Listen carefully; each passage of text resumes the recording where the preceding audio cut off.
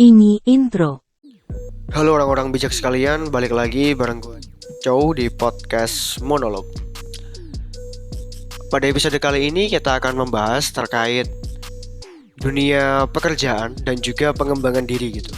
Jadi kita akan membahas mengapa penting menjadi seorang expert generalis atau ahli generalis pada dunia pekerjaan yang notabene-nya terus berkembang hingga saat ini gitu.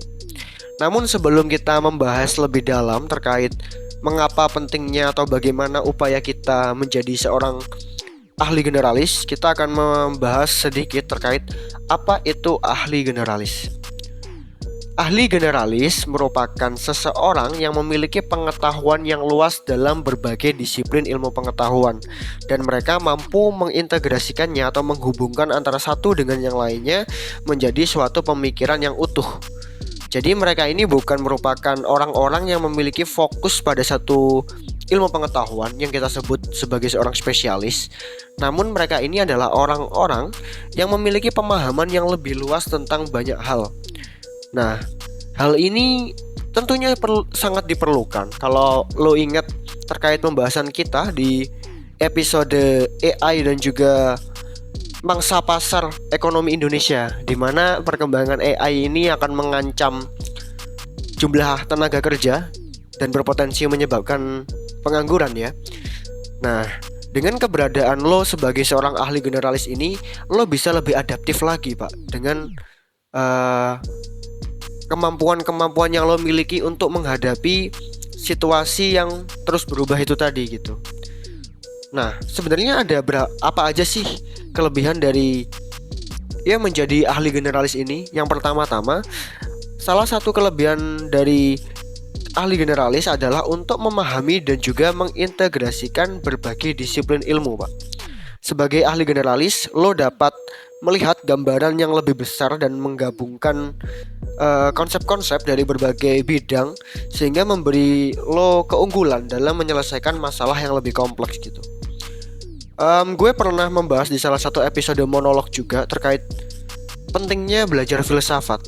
Nah, ketika lo belajar filsafat, lo akan melihat bagaimana fenomena sosial dan lo juga akan mempelajari bagaimana cara tokoh-tokoh ini melihat situasi seperti itu gitu. Dengan modal seperti ini, lo bisa menyelesaikan masalah yang walaupun tidak sepenuhnya sama kan, tetapi memiliki ciri-ciri yang hampir serupa Pak dengan apa yang sedang lo hadapi itu tadi gitu. Nah, terus apalagi kelebihan dari expert generalis ini? Salah satunya adalah lo akan menjadi orang yang fleksibel Pak. Dalam dunia yang berubah dengan cepat seperti sekarang, kemampuan untuk beradaptasi dengan perubahan dan pengetahuan yang luas itu sangat penting Pak lo miliki. Lo akan memiliki dasar kemampuan untuk beradaptasi dan juga pengetahuan itu tadi, sehingga lo dapat menyesuaikan diri dengan situasi yang baru, sehingga lo gak akan mudah digantikan dengan AI gitu. Karena orang-orang yang terkena dampak pengangguran ini itu biasanya adalah orang-orang yang sama sekali tidak memiliki pengetahuan untuk memanfaatkan teknologi, dan juga orang-orang yang cenderung hanya terfokus pada satu bidang ilmu pengetahuan saja. Jadi kalau lo memiliki pengetahuan yang cukup luas, kemungkinan besar lo bisa selamat dari perubahan situasi yang begitu cepat ini gitu. Selain itu, menjadi ahli generalis juga membantu lo mengembangkan keterampilan komunikasi yang luas gitu. Lo dapat berkomunikasi dengan berbagai orang dengan latar belakang keilmuan yang berbeda-beda, termasuk ahli spesialis sekalipun Pak. Karena lo minimal udah memiliki bekal terkait ilmu dasar yang sedang mereka pelajari gitu. Jadi lo bisa enak ngobrolnya dan lo bisa menambah wawasan lo juga gitu. Dimana hal ini tentu saja dalam dunia pekerjaan itu diperlukan Pak, karena lo jelas memerlukan relasi sosial dalam dunia pekerjaan gitu. Terutama ketika lo ingin mengembangkan diri lo ataupun usaha yang sedang lo bangun gitu. Nah, selanjutnya kita akan membahas peran ahli generalis dalam dunia pekerjaan. Nah, menjadi ahli generalis memberi lo semua itu keuntungan dalam berbagai bidang pekerjaan. Lo memiliki pengetahuan dan juga wawasan yang luas yang membuat lo menjadi aset yang berharga untuk perusahaan. lo dapat memberikan perspektif yang berbeda dan solusi yang kreatif dalam menghadapi tantangan yang cenderung kompleks gitu. Jadi lo bisa sedikit demi sedikit melatih lateral thinking. Asik. Lo bisa memikirkan berbagai cara yang out of the box dan juga efektif serta efisien dalam menyelesaikan masalah tersebut gitu. Seperti apa yang dilakukan Nabi Muhammad ketika menghadapi perang melawan kafir Quraisy. Keren gak sih lo? Keren banget lah kalau lo bisa menjadi seorang ahli generalis ini gitu. Sebagai ahli generalis, lo juga dapat mengisi berbagai peran dan juga tanggung jawab dalam organisasi gitu. Lo memiliki fleksibilitas yang tinggi seperti yang gue katakan tadi untuk berpindah antara proyek yang berbeda dan memiliki pemahaman yang lebih baik tentang bagaimana berbagai elemen itu dapat bekerja secara bersama-sama, Pak. Jadi gue menyebut hal semacam ini tuh seperti seorang amfibi gitu. Karena gue terinspirasi ketika gue melihat kata ya yang bisa hidup di dua alam. Itu menurut gue itu serupa sebagai orang generalis gitu, seorang ahli generalis. Dia bisa hidup di berbagai situasi ataupun ditempatkan di berbagai bidang gitu. Jadi lo akan dengan fleksibel mengisi kerumpangan yang kosong dalam perusahaan lo, sehingga usaha lo tidak akan terpincang-pincang ketika ada satu orang yang bekerja tidak efektif dan juga efisien gitu, Pak. Nah, selain itu, menjadi ahli generalis mungkin membuat lo untuk mengatasi hambatan komunikasi antar disiplin ilmu. Lo dapat berbicara dengan ahli spesialis dan berbagai bidang dengan pemahaman yang memadai, Pak. Jadi lo bisa memfasilitasi kolaborasi yang efektif dan menghubungkan berbagai pemangku kepentingan. Lo bisa berperan sebagai penerjemah antara ahli spesialis yang mungkin memiliki bahasa dan juga terminologi yang cukup rumit ya. Dan ini membuat alur kerja itu semakin cepat gitu, Pak. Jadi ketika lo misal ada di posisi SPV, lo bisa tahu apa yang diinginkan oleh manajer lo yang cenderung menggunakan bahasa yang rumit mungkin ya. Lo bisa menerjemahkan hal semacam ini kepada bawahan lo gitu. Jadi tidak ada yang namanya miskomunikasi karena lo bisa mencegah hal tersebut dengan kemampuan lo sebagai expert generalis itu tadi gitu, Pak. Nah, dan yang terakhir, bangun jaringan profesional yang luas gitu. Jadi jalinan hubungan lo dengan orang-orang dari berbagai latar belakang dan juga bidang ini akan membuka pintu untuk lo kolaborasi dan juga memberikan kesempatan lo untuk belajar lebih luas lagi gitu. Jadi lo nggak perlu sulit-sulit untuk melebarkan sayap dari bisnis lo gitu.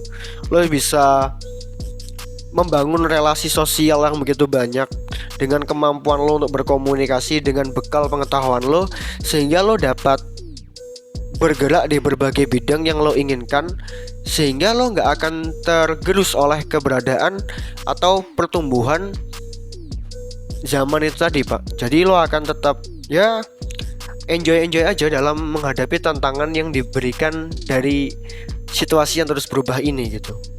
Nah, selanjutnya mungkin kita bisa melihat contoh-contoh tokoh yang dikenal sebagai ahli generalis dan mereka memiliki keberhasilan dalam berbagai bidang gitu. Salah satu contohnya mungkin kita bisa membicarakan Elon Musk, pendiri Tesla dan juga SpaceX.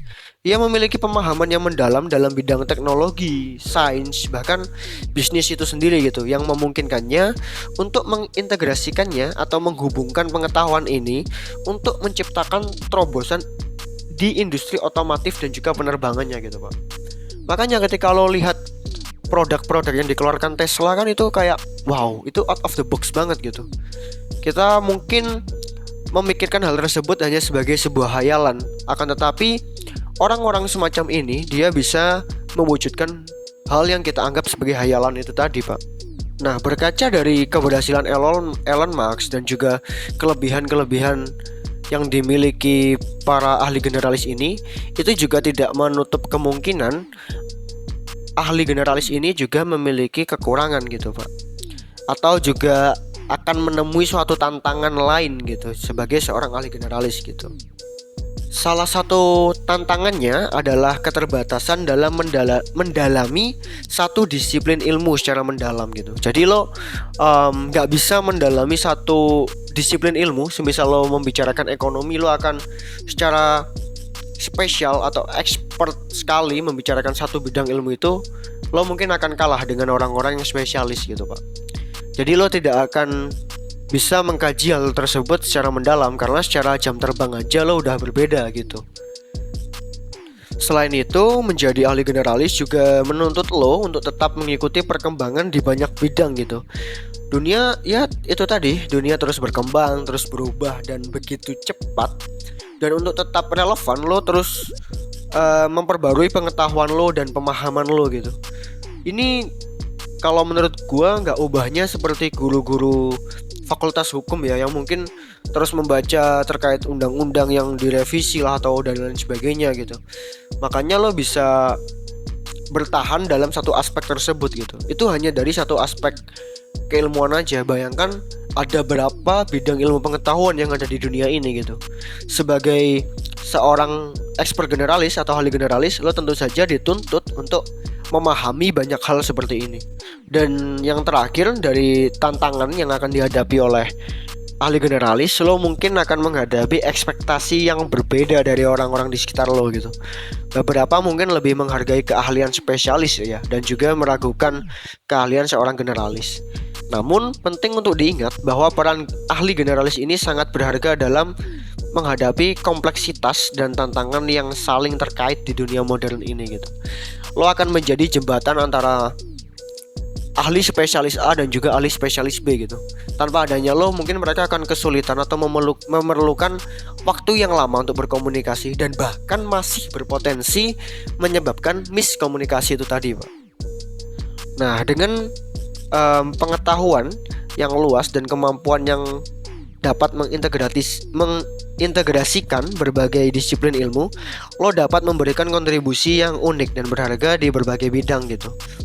Melalui strategi meningkatkan kemampuan menjadi ahli generalis, seperti menggali pengetahuan lintas disiplin ilmu, mengasah keterampilan berpikir analitis dan sintesis, mengikuti perkembangan terkini dari bidang-bidang yang ya mungkin berhubungan dengan dunia kerja lo gitu, serta membangun jaringan profesional, itu perlu lo lakukan untuk mengembangkan diri lo sebagai seorang ahli generalis yang dapat berperilaku adaptif gitu terhadap perkembangan zaman ini gitu. Meskipun tantangan yang lo hadapi itu nantinya akan banyak Pak, tapi lo harus terus berusaha, karena dalam hidup ini pilihannya hanya dua gitu. Lo berusaha melawan kematian, atau lo akan mati dimakan oleh keadaan itu Pak. Walaupun dalam kehidupan sendiri itu lo gak akan dikasih pilihan. Jadi pilihan lo hanya satu, yaitu melawan kematian itu sendiri Pak. Jadi mungkin cukup itu ya podcast pada kali ini, udah terlalu panjang banget. Terima kasih udah nyimak podcast ini sampai akhir, and see you next video. Jangan lupa like, komen, dan subscribe biar Chow lebih semangat buat video.